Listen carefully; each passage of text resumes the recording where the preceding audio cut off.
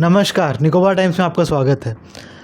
जैसा कि हमने आपको पिछले न्यूज़ स्टोरी में बताया था कि अंडमान निकोबार एडमिनिस्ट्रेशन ने जो 4 वेसल्स ऑर्डर करे थे, उनमें से 2 वेसल्स जो 1200 पैसेंजर कैपेसिटी का था, उन वेसल्स का डिलीवरी लेने से अंडमान निकोबार एडमिनिस्ट्रेशन ने मना कर दिया है।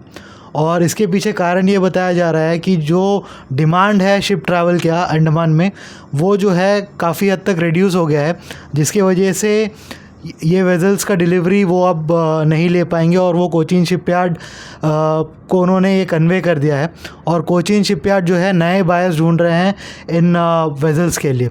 तो हमने आपको पिछले न्यूज़ स्टोरी में बताया था कि हम इसके ऊपर जो है पॉलिटिकल लीडर्स से जो है वो कमेंट लेंगे।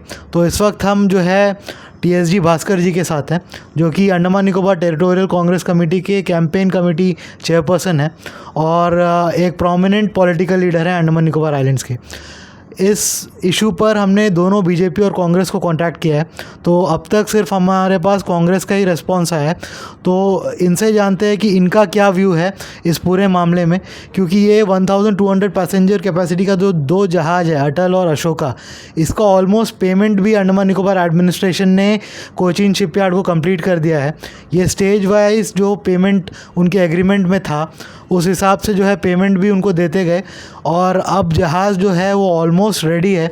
लेकिन अब एडमिनिस्ट्रेशन मना कर रहा है कि वो इस जहाज़ को जो है वो नहीं ले पाएगा। साथ ही साथ हर रिपब्लिक डे, इंडिपेंडेंस डे में ये बहुत ही प्रोमिनेंटली बताया जाता था कि ये जो जहाज़ है ये अंडमान के लोगों के लिए एक बून होगा।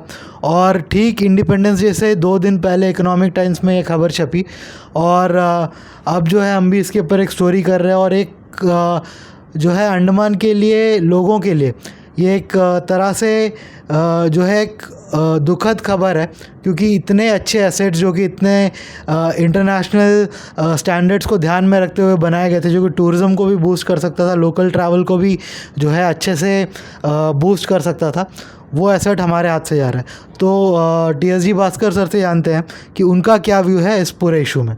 नमस्कार तरुण जी, जो बात उठी है अभी बहुत गंभीरता बात है कि 2 जहाज हमारा है, तैयार होके पड़ा है कोचीन शिपयार्ड में और एडमिनिस्ट्रेशन इसको डिलीवरी नहीं दे रहा है। देखिए, शिपिंग अंडमान का लाइफलाइन है, उसमें स्केल ऑफ इकोनॉमिक्स हम लोग कैलकुलेट नहीं कर सकता। हमारे पास निकोबार, ननकौरी और स्वराज द्वीप का आज एक ही जहाज है हमारे पास, जो ये कैपेसिटी का है। देखिए, ये जहाज खाली पैसेंजर नहीं है, ये जहाज में करीबन 1000 टन्स कैपेसिटी कार्गो आ सकता है।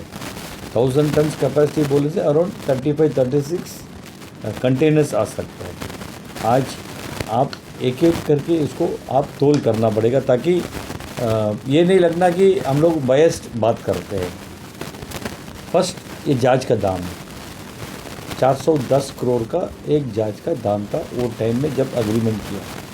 आज वो जो जहाज बनाने जाएगा, जो आज जो स्केल ऑफ कॉस्ट है, इसको मिनिमम 1000 करोड़ रुपया आपको लगेगा ये जहाज बनाने के लिए। ये पहला बात है। सेकंड बात है कि हम जो इकोनॉमिक टाइम्स का आर्टिकल हम भी पढ़ा था, इसका 3 ऑप्शन दिया था। जो सेकंड ऑप्शन था for evacuation of people from various places, countries. Andaman में एवैक्यूएशन का ज़रूरत नहीं है, we are sitting in seismic zone 5। अगर कुछ अच्छा हुआ है, हमारे पास एवैक्यूएशन का क्या उपाय है? हम लोग ऑलरेडी एक बहुत बड़ा एक सुनामी देख लिया है। सो ये एक आप इसको इकोनॉमिक्स में कैलकुलेट नहीं कर सकता। सेकेंड बात है, आज देखिए मेनलैंड में जो भी ट्रैवल है, आपका पास रोड ट्रैवल है, आपका पास रेल ट्रैवल है। अंडमान का पास खाली एयर और शिप है। आज एयरफेयर इतना बढ़ गया, इतना एग्जॉर्बिटेंट हो गया, आम जनता ट्रैवल करने के लिए तड़प रहा है। आज कुछ कारण की वजह से हमारा civil aviation ministry airfare control नहीं कर पा रहा है। 1 वे टू वाइजैक, चेन्नई और कलकत्ता का फेयर देखिए आप। These are, I am giving examples because ये जो है सी में कनेक्टेड हो सकता है।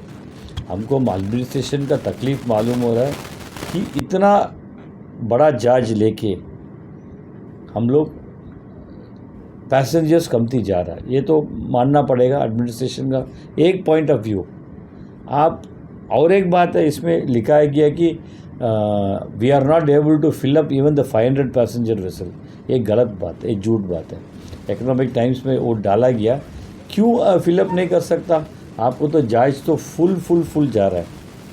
इंटर आइलैंड में आप देखिए जहाज का टिकट आज भी डिमांड, अगर 500 सीट्स है, 600-700 आदमी का एक ट्रैवल का डिमांड रहता है। वो सेक्टर में भी आप महीना में एक बार ऑल पोर्ट्स का ये जो बड़ा जहाज चलाएगा, ये भी कर सकता है। सेकंड बात है, हमेशा ये जो टूरिज़्म का बारे में बात हो रहा था, अगर आप दूर दराजा आइलैंड को कनेक्ट करना, जैसा हमारा हडबे है, हडबे इतना खूबसूरत आइलैंड है, वो नेक्स्ट लेवल में डेवलप हो सकता है अगर ये जहाज को आप टूरिज़्म में यूज़ कर सकता है। कैम्बल बे में कितना बढ़िया स्पॉट्स है। देखिए ये जो 2 आइलैंड है, इसमें का मतलब it does not come under the tribal act. So ये एक कनेक्टिविटी हो सकता है। आज जो 1000 टन्स का जो कार्गो कैपेसिटी मेनलैंड से आने से, आज पहले जहाज चलता था और कार्गो फुल जाता था, अभी भी फुल्ली होगा कार्गो, क्योंकि कार्गो को डिमांड है। और एडमिनिस्ट्रेशन एक चेक एंड बैलेंस कर सकता था प्राइवेट प्लेयर्स को। आज प्राइवेट प्लेयर्स 80,000 90,000 ले रहा है। एडमिनिस्ट्रेशन पहले क्या लेता था? 35,000 लेता था। वो एंड यूज़र को, वो कंज्यूमर को वो पास ऑन होता था।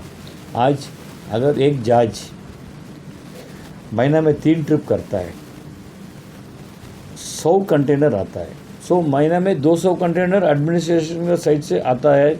अगर एक ट्रिप कलकत्ता, एक ट्रिप चेन्नई चलाने से, ये पुअर ट्रैवलर्स का बारे में कभी एडमिनिस्ट्रेशन सोचा नहीं लगता। जो गरीब जो ट्रैवलर्स है, जो मतलब अगर 4 आदमी फैमिली अगर मेनलैंड जाना है, आप एक एवरेज फैमिली का साइज 4 होता है, उसका साथ उसका अम्मा बाबी जोड़ेगा तो एक वन वे में 40-50,000 रुपीज़ एक आदमी खर्चा करना पड़ता था। वेरस जहाज में 4,000-5,000 में एक फैमिली ट्रैवल कर सकता है। सो ये आप स्केल ऑफ इकोनॉमिक्स कैलकुलेट नहीं करना। जैसा हम पहले बोला आपको, shipping is the life line of the Islanders, ठीक है। आज आप ये नहीं देखना कि जहाज बहुत बड़ा है। आप मेन चीज़ आप देखिए ना, एम्प्लॉयमेंट देखिए ना। इसमें एक जहाज में मिनिमम मेरे हिसाब से 125 आदमी का एक एम्प्लॉयमेंट होगा। 2 जहाज का 250 आदमी का हमारा आइलैंडर्स का एम्प्लॉयमेंट जनरेट होगा। और सारा आदमी सी फेरर्स है। सी फेरर्स का अभी स्कोप अंडमान में कमती हो गया, क्योंकि 2 जहाज चले गया। सो वो जो गैप को ये जो जहाज फिलअप कर सकता है। एम्प्लॉयमेंट, डायरेक्ट एम्प्लॉयमेंट ये है, उसके बाद कैंटीन वाला है, कूली वाला है, उसका बाद सिग्नल टावर है, बहुत इसमें जोड़ा वाला जो इंडस्ट्री डेवलपमेंट हो सकता है। ये एक बात है। और ये जो थॉट प्रोसेस है एडमिनिस्ट्रेशन का, थोड़ा से पब्लिक ओरिएंटेड थॉट प्रोसेस होना चाहिए, कमर्शियल थॉट प्रोसेस नहीं होना चाहिए। आज ये जो जहाज जो है खड़ा है कोचिन शिपयार्ड में, इसका सर्टिफिकेट सब एक्सपायर होगा। ये सर्टिफिकेट्स एक्सपायर होने के बाद दोबारा ड्राई डॉक में चढ़ाना पड़ेगा, दोबारा री इंस्पेक्शन करेगा। ये सब एडेड जो कच्चा है कोचिन शिपयार्ड एडमिनिस्ट्रेशन के ऊपर टोकेगा। सो ये आप देखिए, एडमिनिस्ट्रेशन को हम हाथ जोड़ के रिक्वेस्ट करता हूँ कि इसको रिकन्सिडर करिए। जो पॉइंट्स हम लोग बोला है, आज आपको भी मालूम है एयर ट्रैवल इतना महंगा हो गया। आप एक जहाज रखने से कम महीना में एक बार आप जहाज मेनलैंड सेक्टर में चलाइए। महीना में एक बार वाइजैक, एक बार चेन्नई, एक बार कलकत्ता, और एक बार हडबे टूरिज्म के लिए चलाइए। हडबे बूम होगा। हडबे में देखिए एक टाइम में अच्छा एक रिसोर्ट्स आने का प्लान था, बहुत आदमी इन्वेस्ट करके रखा था। एक बार आप जहाज को नाइट सेलिंग में send it to Campbell Bay also. Mayabunder is an option. Mayabunder में भी आप जहाज बिठा सकता है, आपका जहाज है।